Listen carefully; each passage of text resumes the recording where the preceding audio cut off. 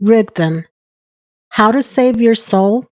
Actually, there's nothing complicated here if you really strive for this in your everyday life, if you know and understand your own soul, and hence the reason for your existence. For this, you certainly need knowledge about yourself and your nature, and also about the main action in human life, work on oneself. The seeds of different sprouts of his essence are concealed in a human, but only one of them is true. Why is the human, while looking for the meaning of his coming into the world, so concerned with the mystery of life until the very departure from it? Because even though he is here temporarily, he has the power to change his nature.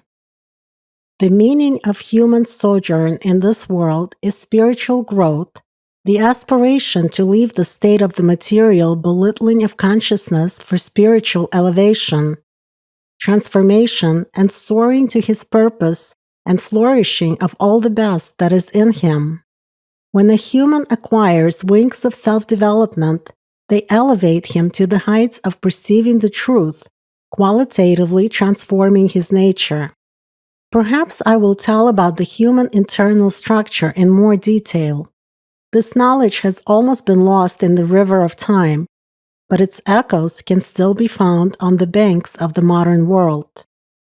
So what is the soul? As I have said before, the soul is the true antimatter, a particle from the outside, from the spiritual world, the world of God.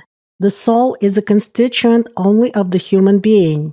It is his main potential, a portal, and each person's direct connection with the spiritual world. It is not present in plants or animals or in any other matter, including intelligent matter. The soul enters the emerging energy structure of the human being on the 8th day after the birth of the physical body, of a newborn baby. If we take the structure of the physical body, then the approximate location of the soul is in the area of the solar plexus, that is the actual center of man. Yet the soul is neither the solar plexus, nor the heart, nor any other physical organ or system, including the brain, the mind, consciousness, thinking, intellect, or mental abilities. Everything mentioned above is neither a product nor a property of the soul. All this applies to the material world.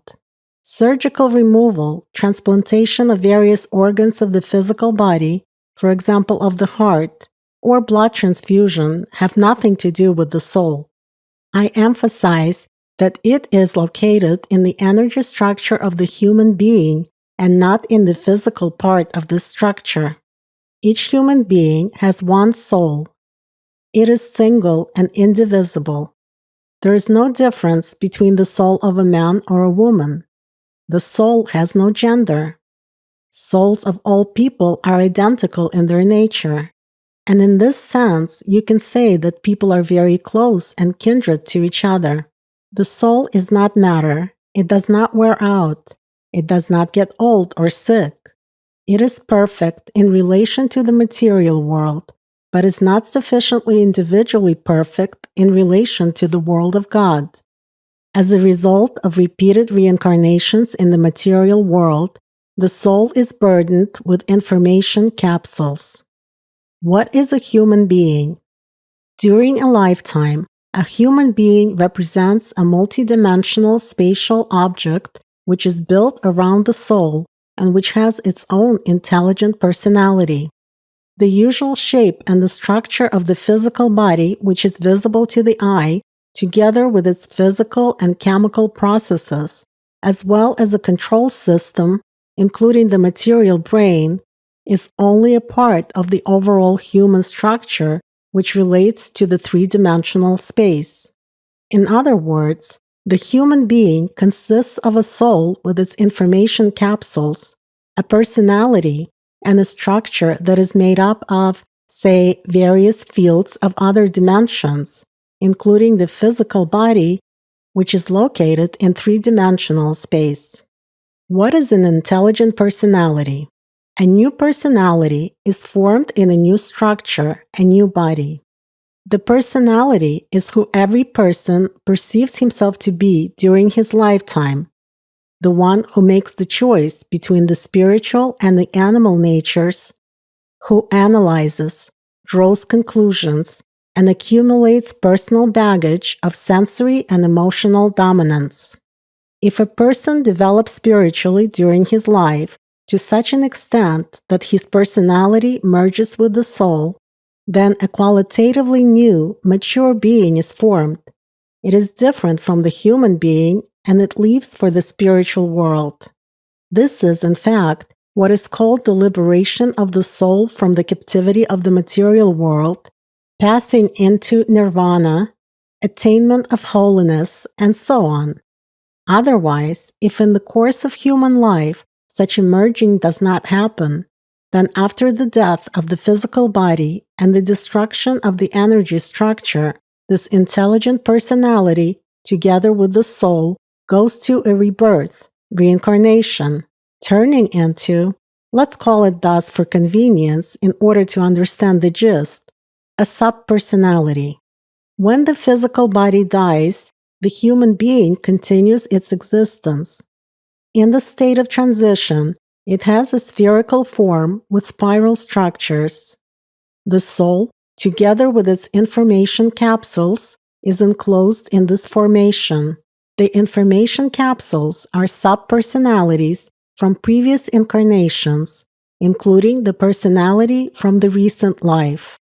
Information capsules, which are located around the soul, are sensory and emotional bundles, more specifically, an intelligent information structure that can associatively be compared to a kind of a nebula. To put it simply, these are former personalities from previous incarnations. There can be many of such subpersonalities near the soul, depending on how many times the person has reincarnated. Anastasia. That means that a subpersonality is a personality just like you, which was active in the past incarnations of your soul. Rigdon. Yes. In other words, it is a former personality from a past life with all the baggage of sensory and emotional dominance, positive or negative ones, which it accumulated during its lifetime, that is, with the result of its choice during life. The personality, as a rule, does not have a direct connection with subpersonalities. Therefore, the person does not remember his previous lives, and accordingly, the experience and the knowledge gained by these subpersonalities.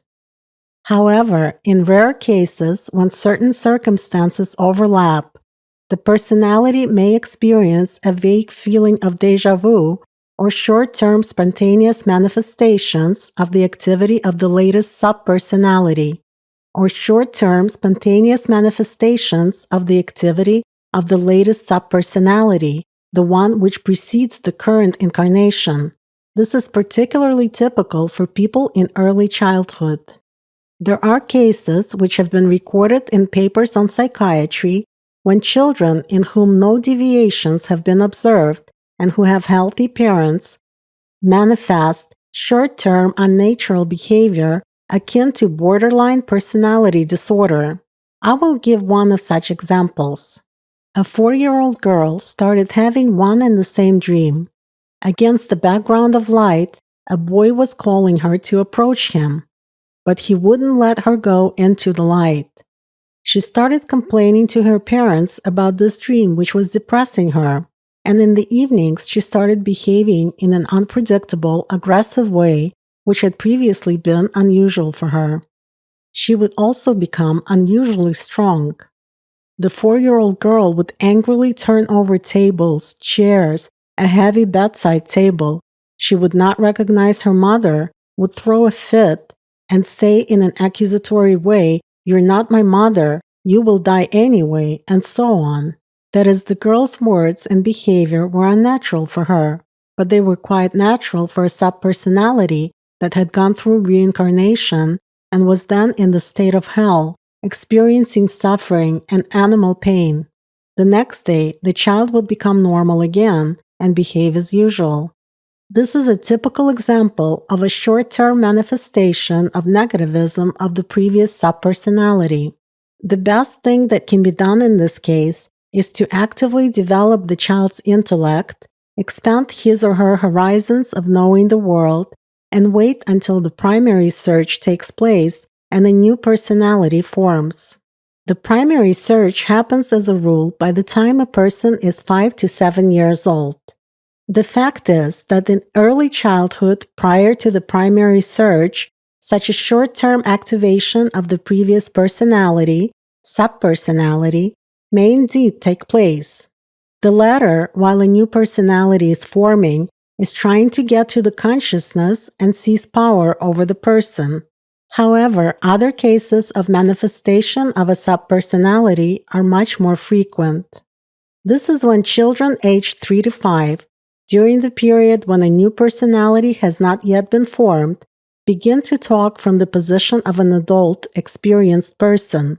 In rare cases, there may be detailed descriptions of their previous adult lives, which are in fact impossible to know at such an age. More often, though, a child speaks unexpectedly wisely about something, expressing unchildlike thoughts, and sometimes this mystically frightens adults. Parents should not be afraid of such manifestations. Instead, they should simply understand their nature. Once a child's personality is formed, such manifestations will pass. So every subpersonality preserves the individuality of its past consciousness in the form of the desires and aspirations which dominated it during its active life. The personality, as I have already said, has no direct connection with subpersonalities. That is, a person does not consciously remember his or her previous lives. However, such a connection between the personality and subpersonalities is preserved at the subconscious level. The latter may indirectly influence the personality and push it to certain actions, inclining it towards making certain decisions. This happens on an unconscious level.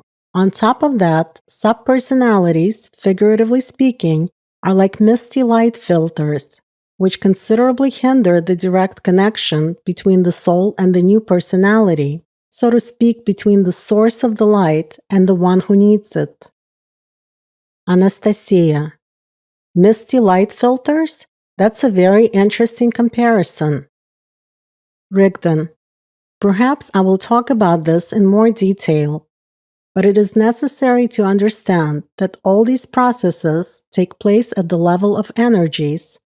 Therefore, I will use figurative comparisons for ease of perception. So subpersonalities are located around the soul, and one can imagine them as intelligent nebulas. On one hand, they're located close to the soul and experience the influence of this powerful anti-material structure, so to speak, the nearness of the breath of eternity, the presence of a particle from the world of God. On the other hand, subpersonalities experience the strong influence and pressure of dense material structures of the animal nature. That is, subpersonalities are squeezed between the two powerful forces of the spiritual and the material worlds. They constantly feel this enormous pressure from both sides. Therefore, each subpersonality becomes a kind of a light filter along the journey of the present personality to connect with the soul. The level of dimming of such a light filter subpersonality depends on the dominant life choices and preferences, as well as the sensory and emotional priorities that were accumulated in its past life. For example, if in his past life a person was good and kind and did much for his spiritual development, but not enough to finally escape from the material world, then this subpersonality will be more at peace and will have fewer vibrations. It means that the energy and impulses from the soul will pass better through such a light filter. However, if a person has wasted his past life on the priorities of material values, then such a light filter subpersonality will be denser in its structure due to higher vibrations. In other words, the transmission capacity of, say, the light coming out of the soul will be much worse. This can associatively be compared to a glass soiled with soot, through which true light gets distorted or penetrates less. In other words, the more the animal side dominated the person during his life, and the more material values prevailed, the harder time he will have afterwards, since he will be the bearer of a greater level of distortion. If there are many such subpersonalities with dense light filters, then it is very difficult for the now living personality to fight his or her animal nature. It is difficult to turn from the path of material dominance and feel the soul. Anastasia. This means that such a person is kind of more bogged down in matter, and it is more difficult for him or her to change the life vector towards the spiritual development? Rigdon. Yes. However, it is never too late for anyone, even for such a person, to reverse the situation, since the personality has life force and the right of choice. Otherwise, the same fate that his subpersonalities are currently experiencing awaits him. By the way, it is precisely the experience of subpersonalities that indirectly results in manifestations of the fear of death in a person at a subconscious level. What subpersonalities feel in a new personality is in fact a real hell for them, speaking in the language of religion. After the death of the physical body, the personality, which becomes a subpersonality, gains its own experience and understanding of what the material world really is, what the soul is, and what the importance of the latter is for the human being. But in the structure of a new body, the subpersonality is already in a desperate position of a chained mind that understands everything, feels a strong sensory and emotional pain, but cannot do anything, including sharing its experience with the new personality. It is equivalent to the situation when you're locked in a body, but this body does not serve your mind, does not obey you, and does not do what you order it to do. That is, it does not serve you at all, and lives on its own. You're aware of all this, but cannot do anything about it. You only sense the incredibly awful pressure, the same mistakes made by the new personality again, and an understanding of your own inability to change the direction of the vector of consumption of life energy. By the way, human fears, such as for instance the fear of closed spaces, arise exactly from this. The roots of the main causes of the appearance of such distorted spatial perception, which engender the deepest feeling of fear and panic in a person, are connected with the sector of human structure in which subpersonalities are located. Why, for example, are people attracted by the appeals to live in the body forever used by many sects and religions? Psychologists usually attribute this to the secret human desire that arises in response to the irrational fear of death, thanatophobia. This phobia has certain behavioral manifestations, the aim of which is either to avoid the subject of the phobia or to reduce the fear of it by means of some actions, adhering to religious rules and rituals, as well as showing increased interest in such information as, for example, eternal life in the body, and so on. That is, a person kind of hides behind all this from his unsolvable internal conflict generated by irrational fear, which is also usually accompanied by a sense of foreboding. Where do such forebodings and such fear come from? From the subconscious, and this is connected with the oppressive sensory and emotional state of subpersonalities which already have a practical understanding of what death and reincarnation are. Figuratively speaking, the desire to live in the body forever is present in man because of the fear of inaccessibility of eternity to subpersonalities, which means their inevitable and final death. This is just one of the desires of the animal nature and its substitution at the subconscious level for aspirations of the soul. Anastasia. What if a person manages to develop spiritually during his life to such a level that as a spiritual, mature personality, he will be able to get out of the cycle of rebirths? What happens to subpersonalities then? Rigdon. They're simply annihilated. After all, it is merely an information structure. Anastasia. Regardless of whether these subpersonalities were good or bad personalities in previous lives? Rigdon. Figuratively speaking, there can be no good, in your understanding, subpersonalities if the personality has become a subpersonality. The personality can consciously develop spiritually and upon having merged with the soul, become free within a single lifetime. In reality, everything is simple. If a person tried to develop in a spiritual direction during this life but didn't try hard enough, then in the next life, a new personality will have better conditions. This will expand the opportunities for its spiritual growth, but will also increase the resistance of the animal nature. Again, everything, continuation or cessation of sufferings of subpersonalities, as well as the fate of the soul and of the personality itself, will depend on the individual choice of the already new personality. Anastasia. It means that the subpersonality is just an information structure? Rigdon. Yes. Any matter, including the human being, is just an information wave. What is in front of you, for example, a planet or a bacterium, a chair or a human being, depends exactly on the information that has been put in it. But inside a human, there is a soul, which distinguishes him from any other matter. Anastasia. Can the soul be called an information particle? Rigdon. No, the soul does not belong to the material world. It comes from a completely different world, the world of eternity. However, man, in terms of his entire multidimensional structure in the material world, including his animal nature, as I have already said, is exactly an information wave. The soul is what is real in man. It is the main component upon which the entire structure is centered. Everything else is just additional information for development. After the spiritual personality matures and the personality merges with the soul, spiritual liberation, this information is simply de-differentiated, that is, it ceases to exist as an organized structure. Anastasia.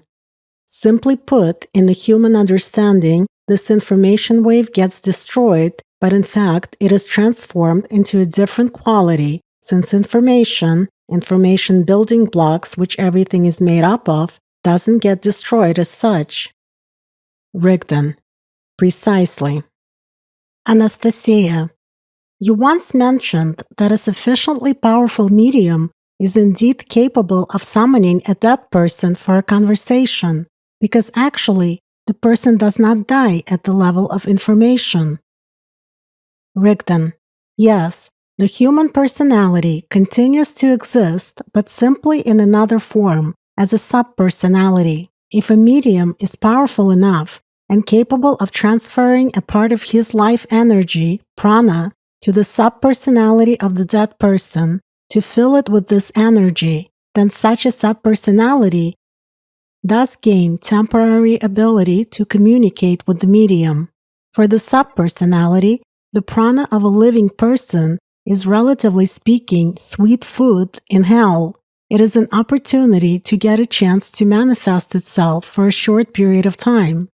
Thus, the medium, as people say, actually calls the soul of a dead person for communication. In fact, he establishes an informational connection with the subpersonality. And this happens only if the person has already reincarnated and the given subpersonality is present in the material world in a new living body structure with a new personality. At that, the whole contact goes unnoticed for the new personality. And if a person has gone to nirvana, no medium will be able to pull him or her from there to talk. The same is true for the person who is at the stage of rebirth, before a new incarnation in the material world. Why? Because such contacts of mediums are one of the guises of the animal mind, its manifestations and connections in the material world. The spiritual world is inaccessible to the animal mind. Anastasia. Wow! This means that a real medium spends, leaks, his or her prana, and all this in order to feed the subpersonality. It is an unequal exchange. A person spends valuable energy intended for his spiritual growth for some trifling information from the subpersonality. So such nourishment of the subpersonality is in fact just another trick of the animal mind. Now I understand why traditional religions oppose actions of mediums and where the legends originated about hungry, insatiable ghosts whom living people tried to bait in the human understanding. Rigdon. Yes, this is one of the tricks of the animal mind. Luckily, given the overall ignorance of people today about these matters, real mediums are not that many. They're mostly imitated by people who entertain the unsuspecting public with their purely psychological tricks. Anastasia. A belief has survived to the present day that dead people must not be remembered in a bad way, and if you do think about them, then only in a good way. If a dead person comes in a dream, it is believed that his or her soul has not calmed down. How true are these beliefs? Rigdon. I would specify that if you think about the dead, you should do so only from the perspective of the spiritual nature of the living, from the perspective of spiritual love, which is constructive for the living, and not from the perspective of sorrow for the past. Besides, it is necessary to understand the processes that take place in this case. First of all, it is not the human soul as such that is referred to in all these cases. As a rule, it was not only his relatives who knew nothing about it during his lifetime, but even the person himself. What is meant here is exactly the person's personality, which was well known by the community, and which became a subpersonality after the death of the body. The soul itself, when it is reincarnated, does not return to the place of its previous imprisonment. However, the subpersonality, as an intelligent informational structure of the material world, even when it is locked up in a new body, can use the energies of the new body, mainly when a new personality has not yet matured. When it gains power for a short period of time, it can visit, thanks to its projections, those places and those people to whom it was attached during its life. Subpersonality can also manifest its activity when living people start thinking about it, the dead person, giving it the power of their attention. What does this mean for a living person? Unfortunately, I cannot disclose all the details here, as they say to the general public, since it is known that knowledge multiplies sorrow. However, I will say the following for the general understanding of the gist of these processes.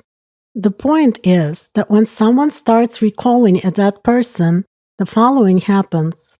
By putting their attention, non-localized fear, and authentic emotions, grief, despondency, and depression, which arise as a result of thinking about the dead person into this process, the living person, speaking in terms of physics, imparts an additional charge to the subpersonality, transfers power.